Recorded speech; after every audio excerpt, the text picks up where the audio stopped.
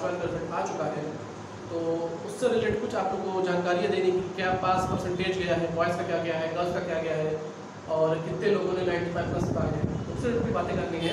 आप अपने बोर्ड में कुछ स्टैट्स देख रहे होंगे कि अप्रॉक्सीमेटली जितने बच्चों के टोटल 13,04,561 बच्चे थे जो क्लास 12 में इस बार बैठते थे। ठीक है, मतलब जो एग्जाम देते हैं 13,04,561 बच्चे थे, जिनमें से 12,96,318 बच्चे ऐसे हैं जो पास हुए। 13,04,561 में से 12,96,318 बच्चे पास हुए। इसका मतलब नियर अबाउट 99.37% बच्चे जो हैं आपके वो पास आउट हुए। एक मतलब एक बहुत ही अच्छा रिजल्ट गया है, ठीक है। करीब 70,000 से आसपास बच्चे ऐसे निकले हैं बोर्ड में, सीबीएसई बोर्ड क्लास 12 में, जिनको 95 या उससे ज़्यादा मिला है। मतलब अगर आप परसेंटेज निकालें 70,000 का 12 लाख में, तो करीब ये आपका जाएगा नियर अबाउट 6 से 7% के करीब या 10% करीब आपके तो ऐसे लोग हैं जो 95 से ऊपर में हैं। ठीक है, क्योंकि उसकी वजह थी, क्योंकि 12 के बाद नॉर्मली क्या होता है कि आप अपने ग्रेजुएशन लेवल कोर्सेज में जाते हैं, DU में जा रहे हैं, PHU में जा रहे हैं, AMU में जा रहे हैं, या और भी जगह यूनिवर्सिटीज़ में जा रहे हैं। वहाँ कट ऑफ कितनी होती है? 96, 97, 98, 99 तक की कट ऑफ जाती है DU की कट ऑफ कई बार अक्सर। ठीक है, तो ताकि दिक्कत ना हो आपको अपने यूनिवर्सिटी लेवल कोर्सेज में, क्योंकि 80 वाले बच्चे बहुत कम चांसेस होते हैं कि उनका एडमिशन DU जैसे यूनिवर्सिटी, अच्छे यूनिवर्सिटी में उनका भी एडमिशन होता है, लेकिन DU जैसे यूनिवर्सिटी में शायद उनका ना हो पाए, क्योंकि तैयारी होती है ना, पहले से मेकअप करके रखते हैं कि हमको कहाँ एडमिशन लेना है, और जो पहले से टारगेट रखते हैं कि हमको 95 से ज़्यादा लाना है, जिससे हम अपने एडमिशन वहाँ ले पाए। तो बोर्ड इस बार किसी साथ भेदभाव नहीं किया, जैसा ICSE ने अपने स्टूडेंट्स से किया था। मैंने आपको बताया था कि 94, 95, 96 तक बच्चों के नंबर आए हैं। ठीक है, तो इस वैसे ही CBSE बोर्ड ने भी कोई भेदभाव बच्चों के साथ नहीं किया है। जो उन्होंने 40-30-30 का फॉर्मूला अपनाया था, अच्छा फॉर्मूला था बच्चों के लिए। ठीक है, तो नियर अबाउट 70,000 से भी ज़्यादा बच्चों ने करीब आसपास, एग्जैक्ट फिगर आपको मिल जाएगा, 95% से ज़्यादा पाए। ठीक है, इस बार भी जैसा कि हमेशा कई सालों से होता हुआ आ रहा है, लड़कियों ने फिर से पास किया, लड़कों से ज़्यादा पास परसेंटेज, लड़कों से ज़्यादा टॉपर लिस्ट, लड़कों से ज़्यादा मेरिट लिस्ट लड़कियों की इस बार भी आई। लड़के करीब 99.13% जो है वो पास आउट हुए, 99.13% बॉयज़ पास आउट हुए, और गर्ल्स 99.67%, यानी नियर अबाउट 0.54% का अंतर है। यानी जो लड़कियां हैं वो लड़कों से 0.54% ज़्यादा पास है, और जो ट्रांसजेंडर्स होते हैं, जिसको आप थर्ड जेंडर बोल सकते हैं, कॉमन जेंडर बोल सकते हैं, वो 100% पास आउट हुआ, उनमें कोई फेल नहीं हुआ। गर्ल्स अप्रॉक्सीमेट 99.67 थे, बॉयज़ 99.13, और ट्रांसजेंडर्स में 100% आपका पास आउट रेट है। गर्ल्स बॉयज़ से 0.54% ज़्यादा पास आउट है। ठीक है, तो यही रिजल्ट था। तो जिन बच्चों के अच्छे रिजल्ट आए उनको बहुत बहुत कॉन्ग्रेचुलेशंस, और जिनके थोड़े से भी कम आए निराश ना हो कि लाइफ और ज़िंदगी यहाँ ख़त्म नहीं होती। आपका रिजल्ट जो होता है वो आपके असलियत, आपके नॉलेज के लेवल को कभी दिखाता नहीं। अगर आपके 70% आए हैं, 65% आए, 60% आए, इसका कतई ये मतलब नहीं है कि आपका नॉलेज लेवल उस 95 वाले से कम है। लेकिन नॉलेज लेवल अलग होता है और ग्रास्पिंग लेवल अलग होता है। ग्रास्पिंग लेवल मतलब ये होता है कि आपका उसको चीज़ को कैच करने की क्षमता ज़्यादा होती है। मतलब आप नंबर वो कहते नहीं है, चीज़ों को एक्सप्रेस कर पाना पेपर पे, तो हो सकता हो आपकी नॉलेज लेवल ज़्यादा हो, आप प्रैक्टिस और करेंगे आगे के प्ले कोर्सेज में, तो आप उनसे भी अच्छा ला सकते हैं। मतलब अभी तो आप 60 हैं, लेकिन आज बात सकता आपका 80-90 बहुत अच्छा है। ठीक है, तो अब हम लोग कंटिन्यू करते हैं अपने क्वेश्चंस के साथ।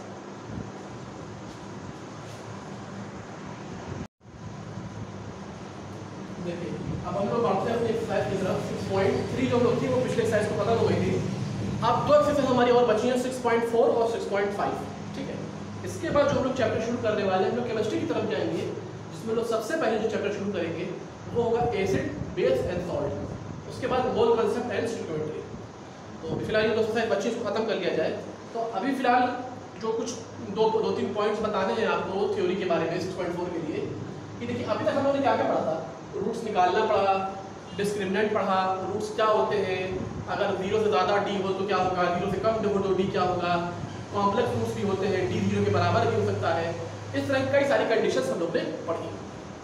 लेकिन अगर आपको ये कह दिया जाए कि दोनों रूट्स का सम निकालना हो बगैर रूट्स निकाले, दोनों रूट्स का सम निकालना हो या दोनों रूट्स का प्रोडक्ट निकालना हो बगैर रूट्स निकाले, ठीक है, ये तो वही बात हो गई, आपको खाना खाना है बगैर खाना बनाए, तो फिर तो जब खाना बनाएंगे नहीं तो खाना कैसे खाएंगे, भाई किसी और कहने में खाना खाएंगे, इसलिए थोड़ी ना बनाती है। तो वैसे ये है कि इसमें हम लोग एक फॉर्मूले का इस्तेमाल करेंगे जिसके माध्यम से आप उसको सॉल्व करते हैं, ठीक है। सम का आप वो फॉर्म याद रखिएगा जो जनरल इक्वेशन होता है ax² + bx + c = 0। ये इक्वेशन आपको हमेशा याद रखिएगा, कभी भूलिएगा मत, ठीक है। नेवर अबाउट मैं समय समय पे लिखता जाऊँ, कभी नहीं भी लिखूंगा, लेकिन ये दिमाग में रखिएगा। तो कभी भी अगर यहाँ पे a b c का इस्तेमाल हो स्मॉल, तो यही a b c होंगे, a b c। तो मान लीजिए कि let the two roots of the equation, जो क्वाड्रेटिक इक्वेशन हमने इस्तेमाल किया है उसके दोनों रूट्स, एक रूट है अल्फा, एक रूट है बीटा, आप p and q भी ले सकते थे, लेकिन हम लोग यहाँ पे अल्फा और बीटा लिया है, ठीक है। दो रूट्स ले लीजिए, एक रूट है अल्फा और एक रूट है बीटा, ठीक है। तो अगर हमको दोनों रूट्स का सम निकालना हो तो उस केस में जिस फॉर्मूले का इस्तेमाल किया जाता है वो आपका होता है सम = alpha + beta, that is -b/a। यानी अगर किसी रूट्स के दो इक्वेशन हैं और दो रूट्स किसी इक्वेशन के दो रूट्स हैं और वो दो रूट्स अल्फा और बीटा हैं, लेकिन हमें ये मना कर दिया गया है कि हम रूट्स निकाले ना, हमें पहले से रूट्स पता है या रूट्स नहीं भी पता है, ठीक है, वो रूट्स नहीं भी पता है फिर भी हम निकाल सकते हैं रूट्स के सम को या रूट्स के प्रोडक्ट को। तो रूट्स के सम के लिए क्या फॉर्मूले का इस्तेमाल होता है, -b/a, मतलब b की वैल्यू को माइनस करके a से डिवाइड कर दीजिए, तो जो आंसर आपका निकलेगा वो होगा दोनों इस इक्वेशन के दोनों रूट्स का सम, ठीक है। और प्रोडक्ट क्या होता है, अगर दो रूट्स हो अल्फा और बीटा तो उनका प्रोडक्ट होगा c/a। If alpha and beta are the two roots of the equation ax² + bx + c, then the product of those two roots is c/a, ठीक है। जल्दी से इसको नोट करिए,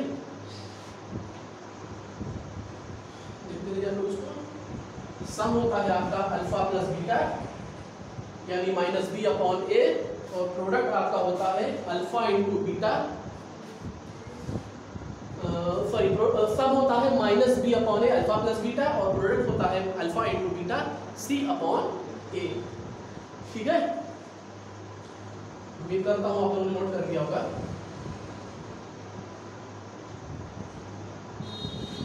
तो हम लोग बढ़ते हैं अपने एक्सरसाइज की तरफ, ठीक है।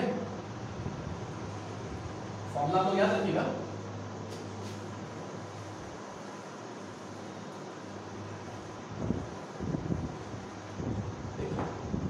अब हम लोग शुरू करते हैं एक्सरसाइज 6.4 को।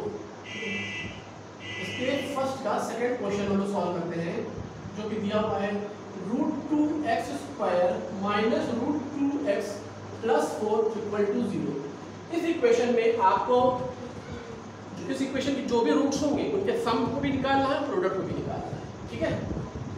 तो सॉल्यूशन क्या लिखेंगे, let the two roots be alpha and beta, therefore sum is equal to -b/a equal to, यहाँ पे b कितना है -√2, तो -b कितना हो जाएगा -√2 + √2 a कितना है √2, सम कितना हो जाएगा 1। अब प्रोडक्ट निकालेंगे हम, ठीक है। तो प्रोडक्ट क्या हो जाएगा c/a, c कितना है 4, ए कितना है √2, तो ये आंसर कितना आएगा 2। ठीक है, इसका मतलब हमारे पास इक्वेशन मौजूद था √2x² माइनस √2x + 4 = 0। इसका हम लोग ने सम निकाला है अल्फा प्लस बीटा फॉर्मूले से, यानी -b/a से, तो सम आ रहा है 1 और प्रोडक्ट जो है c/a वो आ रहा है 2 √2। ठीक है, नोट करिए जैसे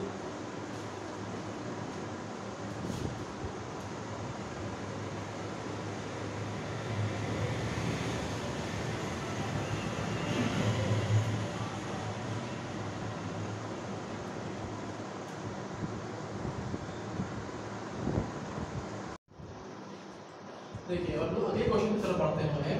तीसरा क्वेश्चन देखिए आप लोगों का लिखा हुआ है कि x² + bx + 7 = 0। इस इक्वेशन में जो p दिया x² + bx + 7 = 0, इस इक्वेशन में जो ये p है ये आपको निकालना है। ठीक है, और साथ ही साथ एक और आपको चीज दे दी है कि दोनों जो रूट्स हैं उनके स्क्वायर का सम दिया हुआ है, यानी दो रूट्स कौन कौन से होते हैं अल्फा और बीटा, तो अल्फा² + बीटा² यानी दोनों रूट्स के स्क्वायर का सम दे दिया है कितना 22। So find p in the equation x² + px + 7 = 0 where α² + β² = 20। Normal तरीका अपनाएंगे हम। पहले सबसे पहले क्या निकालेंगे सम ऑफ रूट्स, यानी अल्फा + बीटा यानी -b/a, तो b कितना है p, तो -b/a कितना है 1, तो सम ऑफ रूट्स कितना हो जाएगा अल्फा + बीटा -p/1। ठीक है, ध्यान से आप लोग देखते रहिएगा, सम ऑफ रूट्स कितना आ गया -p/1। ठीक है, तो ठीक है। अगला देखिए प्रोडक्ट ऑफ रूट्स वो कितना होता है अल्फा × बीटा यानी c/a, वो कितना आ रहा है 7/1। ठीक है, तो सम ऑफ रूट्स कितना आया -p/1, प्रोडक्ट कितना आया 7/1। ओके, अब देखिए हमारे पास क्या गिवन दिया हुआ है α² + β² = 22। ये देखिए आप लोग देख रहे होंगे दिया हुआ होगा। ठीक है, तो अब हम लोग वो लिखेंगे इक्वेशन। अब उस इक्वेशन को थोड़ा सा तोड़ेंगे।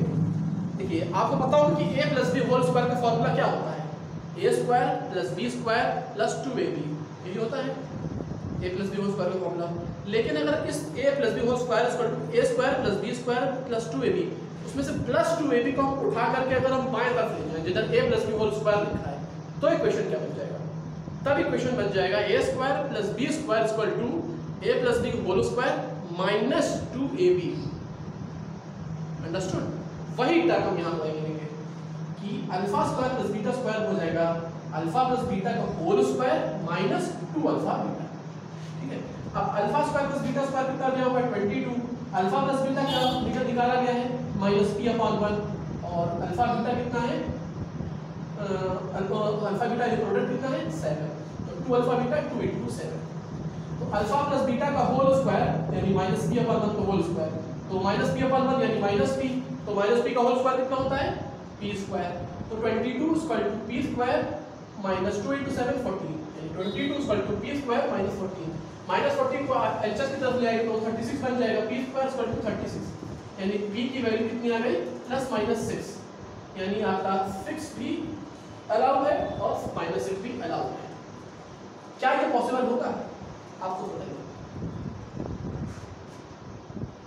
अगर हम इस इक्वेशन में 6 रख देते हैं तो हमारा इक्वेशन क्या बन जाएगा x² + 6x + 7, यानी इमेजिनरी रूट्स और दोनों रूट्स के केस में दोनों साथ मिल जाएगा ना, क्योंकि अगर हम -6 रख देंगे तो उस केस में आपका ये टूटेगा नहीं, लेकिन +6 के में टूट जाएगा। ओके, तो हो गया आप लोग का, नोट करिए।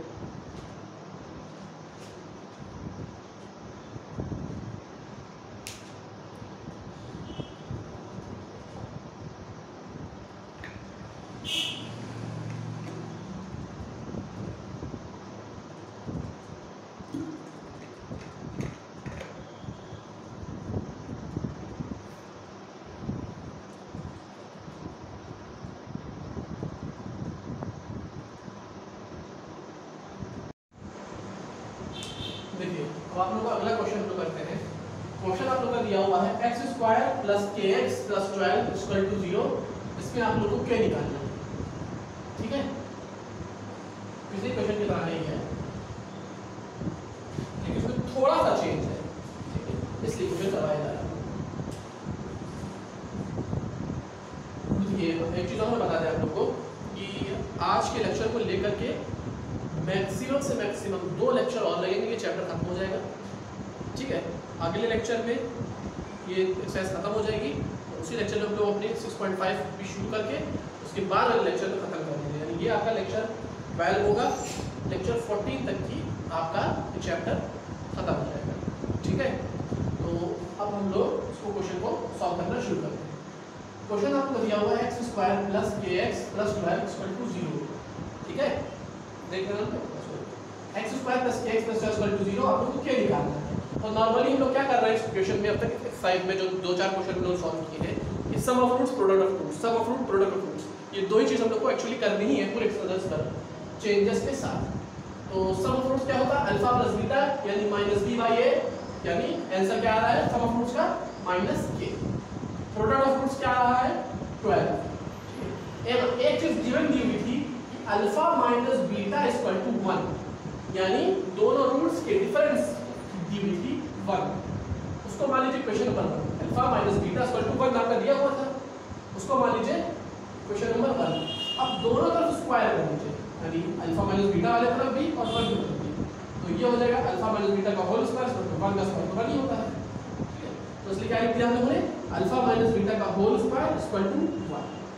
अब अगर आप यहाँ सोचते हैं तो ये तो स्क्वायर दिया हुआ, ये हो जाएगा alpha square + beta square -2ab। ना आपके पास अल्फा स्क्वायर + बीटा स्क्वायर है और अल्फा बीटा तो आपके पास है, लेकिन अल्फा स्क्वायर + बीटा स्क्वायर नहीं है, एक और चीज फंस जाएगी। तो उससे बचने के लिए अल्फा - बीटा होल स्क्वायर बचने के लिए, हम एक्सपेंशन से बचने के लिए हम इसको थोड़ा सा चेंज करेंगे। कैसे, अल्फा - बीटा का होल स्क्वायर, इसको हम ऐसे समझते हैं कि a - b का होल स्क्वायर बराबर होता है a + b whole square -4ab। a - b का होल स्क्वायर होता है a + b का होल स्क्वायर -4ab। वही चीज यहाँ किया है, अल्फा - बीटा का होल स्क्वायर बराबर होगा अल्फा + बीटा का होल स्क्वायर -4 अल्फा बीटा।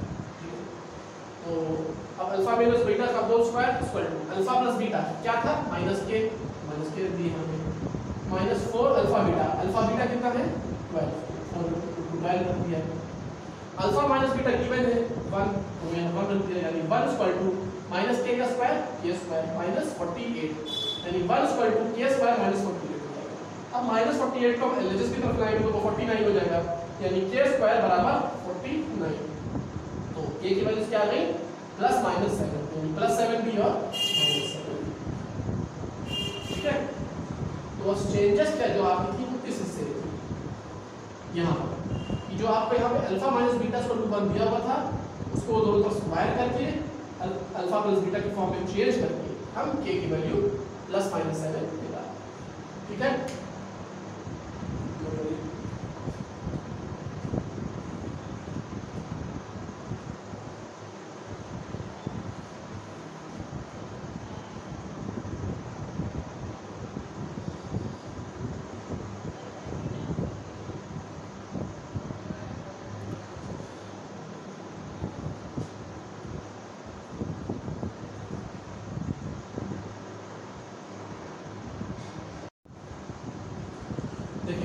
दिया हुआ है px² - 2p + 3 × x - p + 1 = 0, ठीक है। इसमें एक रूट दे दिया है 3, इस इक्वेशन का, क्वाड्रेटिक इक्वेशन का एक रूट दे दिया है 3, आपको दूसरा रूट निकालना है, ठीक है। क्वेश्चन एक बार फिर से देख लीजिए, px² - 2p + 3 × x - p + 1 = 0। इस इक्वेशन का एक रूट दे दिया है आप लोग को 3, आप लोग को दूसरा रूट निकालना है, ठीक है। अब इसमें आपको सबसे पहले तो बाहर से मतलब p निकालना पड़ेगा, उसके बाद आप लोग आसानी से अल्फा + बीटा वाले फॉर्म में जो भी आपको बताएंगे हम कैसे ये हुआ है उससे सॉल्व हो जाएगा, ठीक है। तो आपके पास इक्वेशन क्या है, px² - 2p + 3 × x - p + 1 = 0। इसको आप इक्वेशन नंबर 1 मान, ठीक है। क्योंकि 3 एक रूट है तो 3 इस इक्वेशन को सेटिस्फाई करेगा, यानी हम किसकी जगह 3 लिखेंगे, x की जगह 3 लिखेंगे। 3 जो कि रूट है इसलिए उस इक्वेशन को सेटिस्फाई करेगा। भैया जब आपको एक्स स्क्वायर प्लस सी एक्स प्लस 7 एक इक्वेशन दिया हुआ है quadratic, x square quadratic equation है एक्स स्क्वायर प्लस सी एक्स 6x प्लस 7, इसका रूट मान लीजिए 3 आया है सपोज करके, तो इसका मतलब क्या होगा, रूट 3 आया, इसका मतलब क्या होगा कि जो 3 है आपका वो इक्वेशन को सेटिस्फाई कर रहा है, मतलब x square plus 6x plus 7 में हम x की जगह 3 को पुट कर सकते हैं, वैल्यू 0 ही आएगी LHS की तरफ, ठीक है। इसमें भी वही करेंगे, हम x की जगह 3 पुट कर देंगे, तो p into 3 square minus 2p plus 3 into 3 minus p plus 1 equal to 0, ठीक है।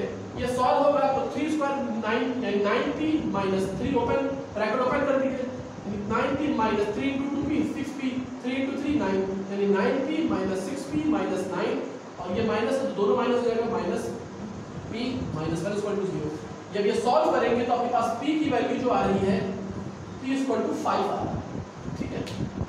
अब आप ये जानते हैं कि सम ऑफ रूट्स का फॉर्मूला क्या होता है, alpha plus beta equal to minus B upon A, ठीक है, ये होता है। यहाँ पे माइनस बी कितना है, सॉरी बी कितना है, माइनस ऑफ 2p प्लस 3, तो माइनस बी कितना हो जाएगा प्लस 2p प्लस 3, यानी सॉरी 2p प्लस 3 अपॉन ए कितना है p, तो sum of roots alpha plus beta कितना हो जाएगा 2p प्लस 3 अपॉन p। अब इस अल्फा प्लस बीटा में से एक रूट को आपको 3 ऑलरेडी पता है, तो चाहे अल्फा को 3 लिख दीजिए या बीटा को 3 लिख दीजिए, हमने बीटा 3 ले लिया है, अल्फा प्लस बीटा में से क्या हो जाएगा alpha plus 3 equal to 2 into p कितना है 5, जब सॉल्व करेंगे तो आएगा alpha plus 3 equal to 13 upon 5, 3 इधर ट्रांसफर होगा यानी alpha equal to 13 upon 5 minus 3, तो 5 को जब क्रॉस मल्टीप्लाई करेंगे तो ये हो जाएगा 15, और 30 माइनस 15 कितना होता है माइनस 2, यानी अल्फा कितना आ गया माइनस 2 बाई 5, तो एक रूट है 3, दूसरा रूट है माइनस 2 अपॉन 5। इक्वेशन आपका था px square minus 2p plus 3 into x minus p plus 1 equal to 0। इसको जब सॉल्व किया पहले तो p आया है 5, फिर इस p की मदद से सम ऑफ रूट्स इक्वेशन को यूज करके हमने दूसरा रूट अल्फा भी निकाल लिया, वो आया है माइनस 2 अपॉन 5, ओके।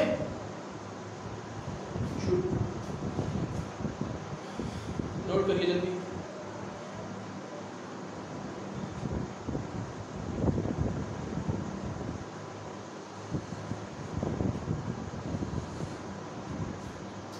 हम लोग एक आध क्वेश्चन और सॉल्व करेंगे,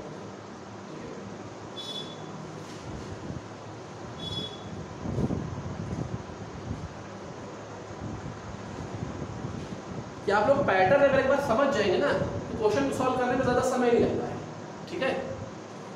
बस मेथड समझ जाइए कि कैसे सॉल्व होगा, बेसिकली वही इतना तरीका है।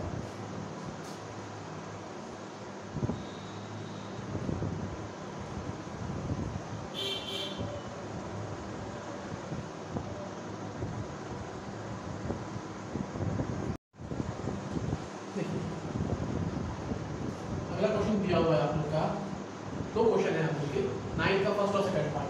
फर्स्ट पार्ट देखिए, इस इक्वेशन की एक नई छोटी सी थ्योरी है, एक डेडलाइन है, ध्यान रखिए। अगर आप लोगों को किसी इक्वेशन में, मतलब अब तक आपके पास क्या था, इक्वेशन था, रूट्स निकालने थे, ऐसा कुछ था, लेकिन ऐसा क्वेश्चन आपके पास अब तक शायद नहीं आया होगा कि इसमें रूट्स हैं, आपको इक्वेशन बनाना है, ठीक है, ऐसा कुछ नहीं था। अब आने वाले कुछ क्वेश्चंस में ऐसा ही होने वाला है, तो उसके लिए हम एक छोटा सी थ्योरी पार्ट पढ़ लेते हैं, ज़्यादा बड़ा नहीं है, सिर्फ एक लाइन की है। एक फॉर्मूला है कि अगर आपको सम ऑफ रूट्स और प्रोडक्ट ऑफ रूट्स पता है, जाहिर से जब रूट्स पता हो तो सम ऑफ प्रोडक्ट निकालने का प्रॉब्लम नहीं है। इसका मतलब अगर आपको सम ऑफ रूट्स और प्रोडक्ट ऑफ रूट्स पता है, उस केस में जो इक्वेशन होगा उन रूट्स, वो रूट जिस इक्वेशन का सॉल्यूशन होंगे वो इक्वेशन होगा x square minus sum of roots into x plus product of roots. I repeat, वो इक्वेशन होगा एक्स स्क्वायर माइनस ब्रैकेट में sum of roots into x plus product of roots, ठीक है। तो इस इक्वेशन में क्या दिया हुआ है 91st में कि दो रूट्स दिए हुए हैं 3 और माइनस 1/3, उससे सम ऑफ रूट्स निकल आया है 8/3, प्रोडक्ट ऑफ रूट्स निकल आया है -1। तो रिक्वायर्ड इक्वेशन में जब हम वैल्यूज पुट करेंगे सम ऑफ रूट्स की और प्रोडक्ट ऑफ रूट्स की, तो इक्वेशन बन रहा था x square minus 8/3x plus -1 equal to 0। 3 से पूरी तरफ मल्टीप्लाई करेंगे तो इक्वेशन बन जाएगा 3x² minus 8x minus 3 equal to 0। ठीक है, सिंपल सा क्वेश्चन था कि दो रूट 3 और -1/3 उसके माध्यम से इक्वेशन को फॉर्म करना था। वो इक्वेशन क्या बन रहा है 3x² minus 8x minus 3 equal to 0। अब आपको पता लगा रहा है कि हमने सही बनाया है तो आप निकाल लीजिए सम क्या होता है -b/a। तो b कितना है -8 माइनस b माइनस 8 प्लस 8/3 सही है। और वो कितना है प्रोडक्ट क्या होता है c/a। c कितना है -3, a कितना है 3 तो -3/3 -1। अगला पार्ट देखिए 9 का सेकंड, ये भी वैसा ही है, थोड़ा सा चेंज बस है रूट्स में। इसमें क्या रूट्स था 9 के फर्स्ट में 3 और -1/3। इसमें क्या है √3 और 1/√3। सब जब निकालेंगे सब थोड़ा सा अजीब लग रहा होगा तो ध्यान से देखिएगा। जब ये सॉल्व होगा तो √3 × 3 बचेगा तो 3 + 1 4 यानी 4/√3। फ्रैक्शन रूल ये कहता है, तो फ्रैक्शन होता है आपका, वो ये कहता है कि अगर पॉसिबल हो तो डिनोमिनेटर में रूट ना रखिए। ठीक है, अगर पॉसिबल तो चलिए हम लोग मानते थोड़ी देर के लिए इसको 4/√3 तो ये बन जाएगा आपका। अगर हम ऊपर नीचे √3 से मल्टीप्लाई करते हैं ये है तो 4/√3। अगर इसको ऊपर नीचे √3 से मल्टीप्लाई करते हैं तो ये हो जाएगा 4√3/√3 × √3। ठीक है, प्रोडक्ट क्या आ रहा है सम आ रहा है 4√3/3 प्रोडक्ट आ रहा है 1। इसमें इक्वेशन क्या बनेगा x² minus sum of roots into x। Sum of roots कितना है 4√3/3 यानी -4√3/3 into x plus product of roots वो कितना है 1 यानी +1। इक्वेशन क्या बन रहा है x² minus 4√3/3x plus 1 equal to 0। 3 से पूरे में मल्टीप्लाई कर दीजिए। ठीक है, तो क्या बन जाएगा 3x² minus 4√3x plus 3 equal to 0। अब अगर आप चाहें तो यही छोड़ दीजिए 3x² minus 4√3x plus 3 equal to 0। या फिर अगर आप चाहें तो पूरे इक्वेशन को √3 से मल्टीप्लाई फिर से कर दीजिए, सॉरी √3 से डिवाइड कर दीजिए। तो 3 है 3/√3 होता है √3, यहाँ पे √3 कैंसिल, यहाँ पे √3 यानी इक्वेशन क्या बन जाएगा √3x² minus 4x plus √3 equal to 0। तो या तो आप 3x² माइनस 4√3x प्लस 3 लिखिए या फिर √3x² minus 4x plus √3 equal to 0। Okay, अब करिए दो क्वेश्चन।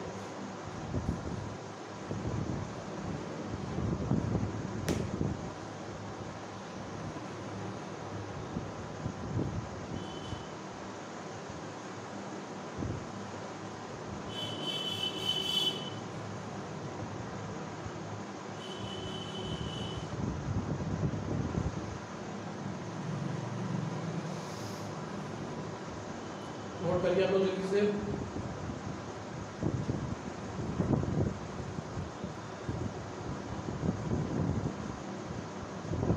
आप लोग चाहे तो उसका स्क्रीनशॉट ले लीजिए। ठीक है, मैं आगे बढ़ता हूँ।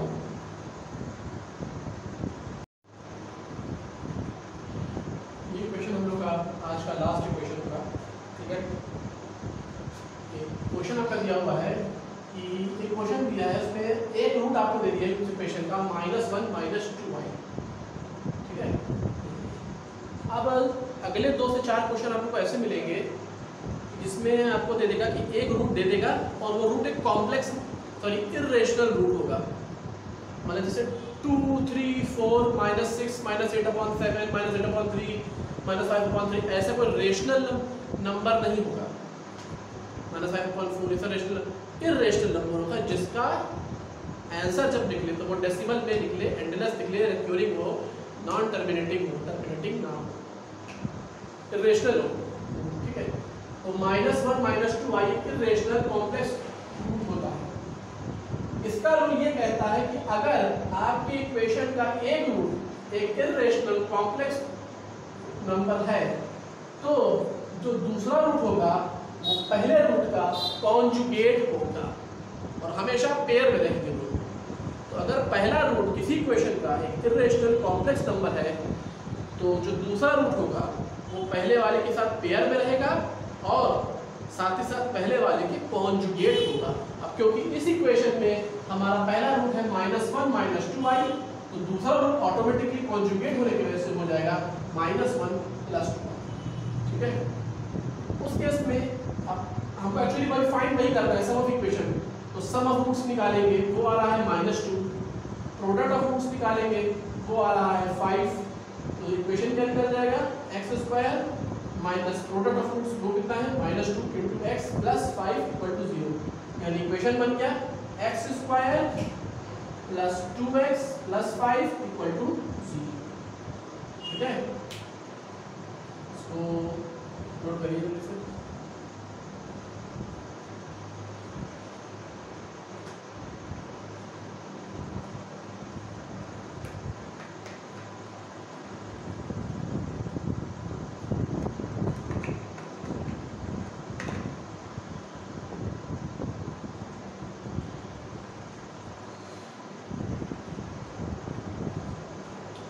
करीब 6, 7, 8 क्वेश्चन बचे हैं, तो क्वेश्चन हम लोग अगले लेक्चर में सॉल्व करके अपनी आखिरी एक्सरसाइज शुरू करेंगे। उसके बाद एक और लेक्चर के बाद चैप्टर खत्म हो जाएगा। ठीक है, तब तक करीब हम लोग 12 लेक्चर इस चैप्टर के कंप्लीट कर चुके हैं। 2 लेक्चर यानी टोटल अबाउट 14 लेक्चर में चैप्टर खत्म हुआ है। लेंथी चैप्टर था, ठीक है, छोटा चैप्टर नहीं था ये। तो उम्मीद करते हैं कि आपको आज का लेक्चर पसंद आया होगा। जितने भी थ्योरी पार्ट्स पढ़ाए गए थे, फॉर्मूले पढ़ाए गए थे, उनको अच्छी तरह से याद करिएगा। कोई भी डाउट्स होंगे आप इसी वीडियो के कमेंट बॉक्स में अपने क्वेश्चंस को टाइप करके अपने नाम के साथ और अपने क्लास के साथ, अपने बोर्ड के स्टूडेंट हैं और कहाँ के स्टूडेंट हैं, इन डिटेल्स के साथ छोड़ दीजिएगा। आपको डाउट्स को अगले लेक्चर में सॉल्व जरूर कर दिया जाएगा। आशा करते हैं कि आपने चैनल को सब्सक्राइब जरूर कर दिया, उस फैमिली के हिस्सा आप बन चुके होंगे, खूबसूरत फैमिली का हमारी, और अब तक फैमिली का हिस्सा नहीं बने हैं तो जल्द से जल्द इस वीडियो के नीचे आपको एक लाल कलर का सब्सक्राइब का बटन दिख रहा होगा, उसके बाद उस पर क्लिक करिए। बगल में बेल आइकन पर क्लिक करके ऑल पे क्लिक करना मत भूलिएगा, क्योंकि जैसे ही आपने ऑल पे क्लिक कर दिया है फौरन आपको आने वाले हर वीडियो की नोटिफिकेशन मिलते हैं। पिछले सभी वीडियो की तरह ये वीडियो का भी प्रीमियर आपको मिल जाएगा। लाइव होने के समय ज़्यादा से ज़्यादा लोग उसको देखिए, शेयर करिए, और लोगों को शेयर करिए, स्टूडेंट्स को जितना ज़्यादा हो सके उसको शेयर करिए। ठीक है, आप लोग की वजह से ही इस वक्त हम लोग 1350 सब्सक्राइबर्स को पार कर चुके हैं, और भी धीरे धीरे करके कोशिश आप लोग और मोटिवेट करते रहिए। इस तरह के अच्छे लेक्चर्स आप लोग को और प्रोवाइड कराते रहेंगे। ठीक है, एक स्टूडेंट हमारी है BCA की है, बैचलर ऑफ कंप्यूटर एप्लीकेशंस, उसमें मैथ का एक सेक्शन होता है रियल एनालिसिस। उन्होंने कहा कि सर क्या ग्रेजुएशन के बच्चों के लिए भी मैथ्स पढ़ा सकते हैं, BSc के बच्चों के लिए। मैं उनको ये जानकारी दे दूँ, वो भी हम लोग आने वाले समय में अपने इस चैनल पे ज़रूर शुरू करेंगे कि सिर्फ क्लासेस पे हम लोग ना कैद रहें, चैनल को हम लोग थोड़ा सा अपना स्कोप उसको बढ़ाएंगे। ठीक है, चैनल का स्कोप थोड़ा सा बढ़ाएंगे। सब्जेक्ट्स वही हमारे रहेंगे, मैथ, फिजिक्स, केमिस्ट्री, कंप्यूटर और लाइफ लॉस बनेगा वही, बस थोड़ा सा हम लोग उसके दायरे को बढ़ाएंगे। सिर्फ एकेडमिक में नहीं रहेंगे, कंपटीशन के लेवल की तरफ थोड़ा सी जाएंगे।